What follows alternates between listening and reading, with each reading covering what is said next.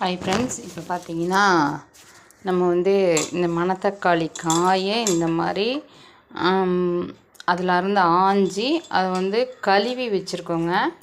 ஏன்னா மண்ணெல்லாம் இருக்கும், அதுக்காக கழுவி வச்சிட்டோம். இப்போ இதில் என்ன செய்ய போகிறோம்னா, நம்ம இந்த காயை நல்லா அள்ளி போட்டுக்குவோம். அள்ளி போட்டு வச்சிட்டோம். எந்த அளவுக்கு வந்திருக்குன்னா இந்த அளவுக்கு வந்திருக்கு. இப்போ இதில் வந்து என்ன செய்ய போகிறோம்னா, பாருங்க ஒரு கொஞ்சமாக தயிராக இருக்குது. மோர் இருந்தால் மோர் போட்டுக்கலாம். நான் தயிராக இருக்கிறதுனால நான் தயிரை போடுறேன்.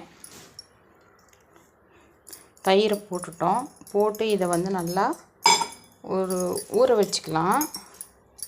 இதில் நைட் பூரா ஊறட்டும். காலையில் எழுந்திரிச்சி இதை காய வச்சு அள்ளி ஒரு டப்பாவில் அள்ளி வச்சிட்டோம்னா வத்த குழம்பு வச்சுக்கலாங்க. எப்போல்லாம் தேவைப்படுதோ மணத்தக்காளி வத்தல் போட்டு இந்த குழம்பு வச்சுக்கலாம். செம்ம டேஸ்ட்டாக இருக்கும்.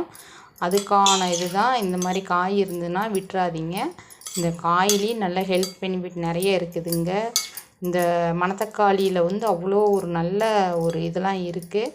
அதனால் வந்து இந்த காயெல்லாம் வேஸ்ட் பண்ணிடாதீங்க. கிடச்சிதுன்னா யூஸ் பண்ணி இந்த மாதிரிலாம் பாருங்கள். இதில் கொஞ்சம் அப்படியே லைட்டாக உப்பை போட்டுக்கலாம்.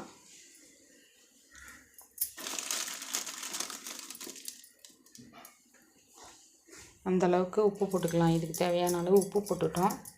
அவ்வளோதான். இது ஊற வச்சுருவோம். ஊற வச்சு உப்பு போட்டால் தாங்க அது கெட்டு போகாத இருக்கும். அதுக்காக உப்பு போடுறோம். இல்லைன்னா தேவையில்லை. அப்படியே போட்டு மோரில் ஊற வச்சு போட்டுக்கலாம். கொஞ்சம் உப்பு போட்டு வச்சா தான் அந்த பங்கஸ் வராமல் இருக்கும். அதுக்காக வேண்டி தான் நம்ம வந்து இதை போடுறது. Okay, thank you friends. நெக்ஸ்ட் வீடியோவில் பார்க்கலாம். இதை காய வச்சு எடுத்து வச்சுக்கலாம். ஓகே, நெக்ஸ்ட் வீடியோவில் பார்க்கலாம்.